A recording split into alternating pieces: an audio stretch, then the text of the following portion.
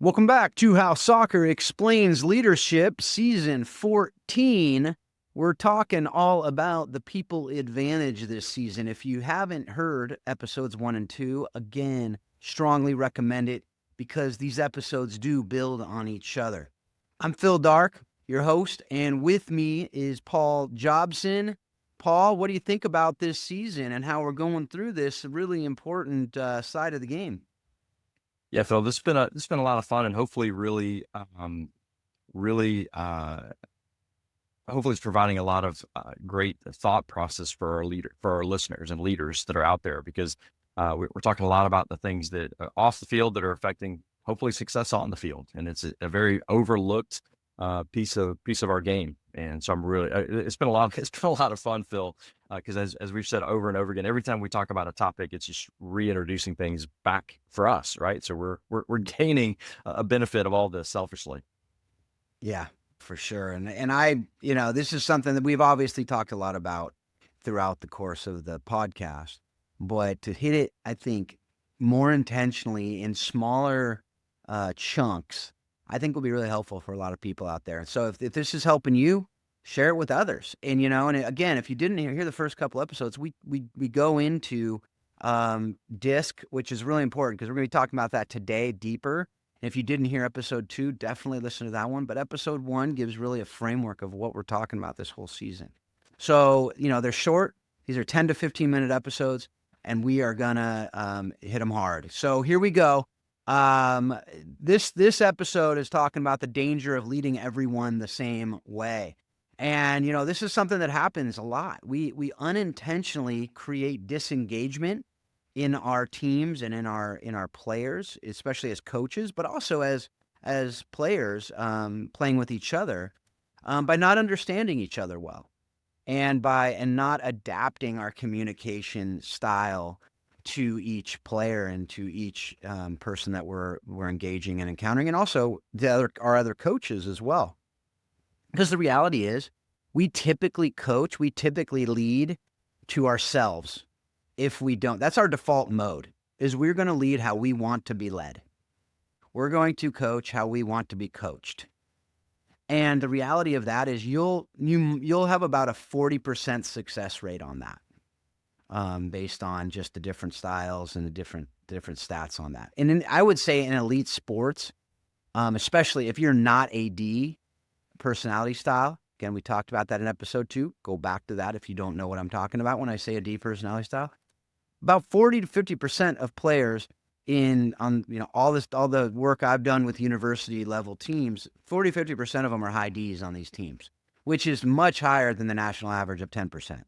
So if you're not a D coach, you're going to miss most of your players if you're not adapting your natural communication style to them. And and obviously there's a lot of other things that go into that. S's will be about 40% or so as well on these teams. It's crazy because the I's and the C's are underrepresented, and I think it's a big part of it is at the lower levels we're unintentionally disengaging a lot of I's and C's because a lot of the coaches aren't I's and C's, and even coaches who are feel like they have to coach in a certain way that doesn't connect with them. So, what do you think with all that, Paul? Yeah, I mean, your point's really important, and it's the same thing that I kind of wanted to touch on, and I'll say it again, maybe in a different way, but I do think that most of us as leaders, uh, we just kind of expect it's the naivety, I think, of young leaders, especially, is we just kind of think everybody thinks the way that we do, and I think Mm. that if you can't get past that, you're going to be extremely frustrated, and I don't think you're going to see the success in anything that you're doing that you could see if you really can understand that we are all wired totally differently. I mean, even as a basic thing is in your marriage, let's just Mhm. put it in your household. This isn't just about looking at your coaching staff or your team or your business or whatever it is. I mean, this is important in your home that you understand how your spouse needs to be communicated with, or your children. I mean, we both have a high number of children, and all of them are wired totally differently.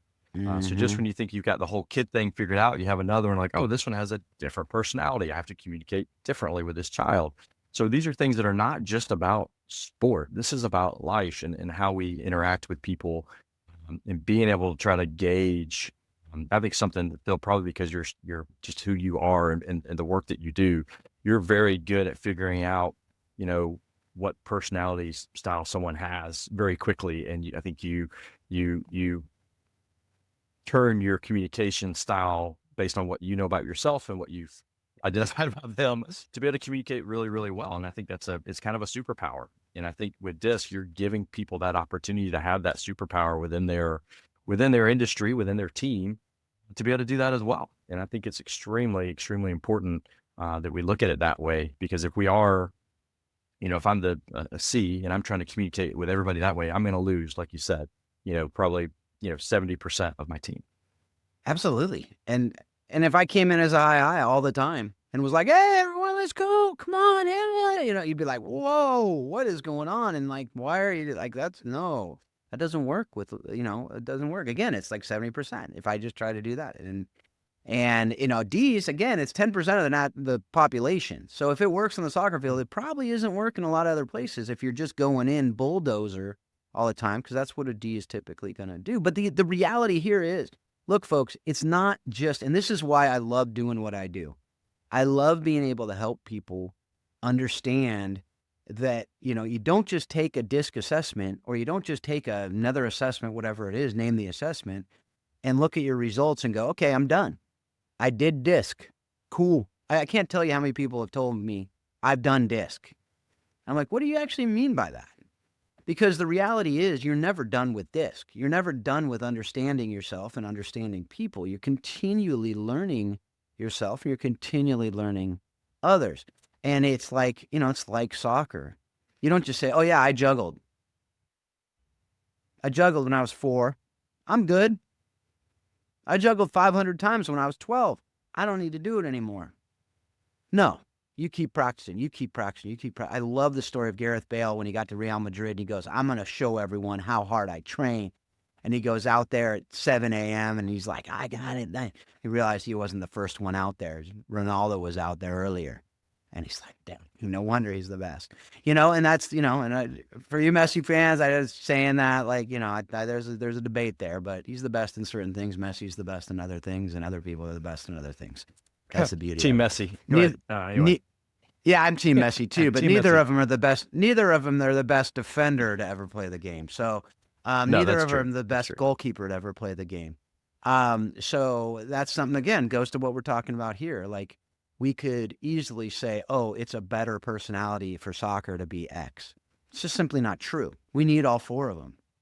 But the key to understanding this whole idea of communication is, once you take these assessments, that's just the beginning. The hard work hasn't even started, because you have to actually you have to learn the other languages, so to speak. You have to learn the other styles, and you have to adjust your communication style to connect with them. Red Auerbach, and I'll probably come back to this quote multiple times. Red Auerbach said, it's not what you say to them, it's what they absorb. Red Auerbach was a Celtics famous coach in basketball, like one of the legendary coaches. It's not what you say, it's what they absorb. That's communication.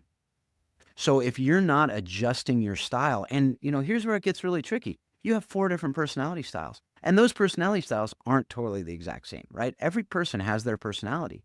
So you need to learn them. When you're talking to the whole team, you got to make sure to talk to all 4 personality styles. But when you go to individual one-on-ones, you got to remember how they're wired. You got to connect with them by speaking their personality style language. So that's the key for Yeah. all this, because otherwise you will unintentionally disengage them. You will have them not either liking the team because of it, liking you because of it. If you're the coach, that's critical. If you're another player, that's critical, that they actually like you and understand you and trust you. And none of that's going to happen. You're not going to build trust if you're not connecting with them.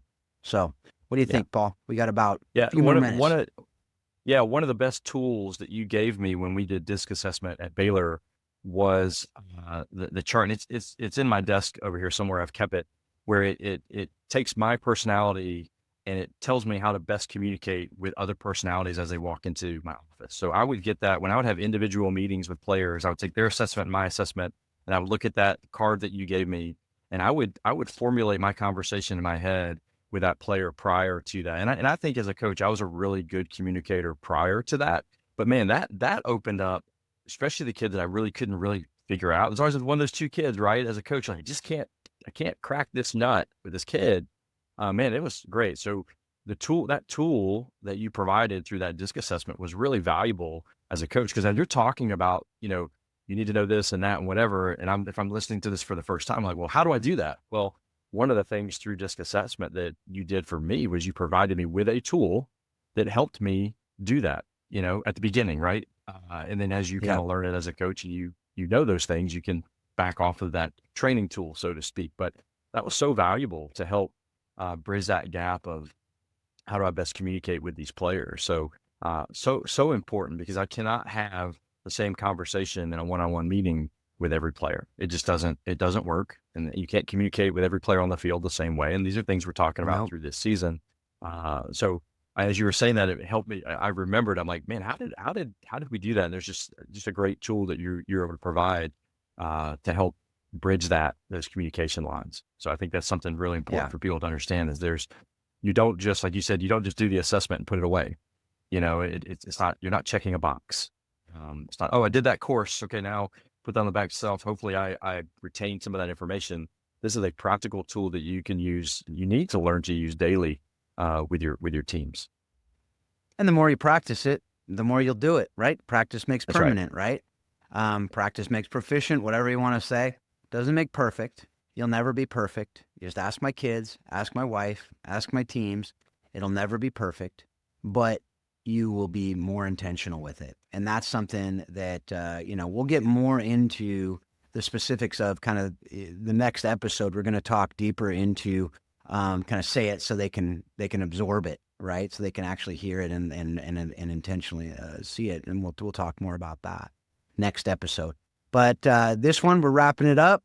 If you want to find out more about what Paul and Marcy are doing out in Waco, you can do that at warriorway.com. You can check that out in the show notes.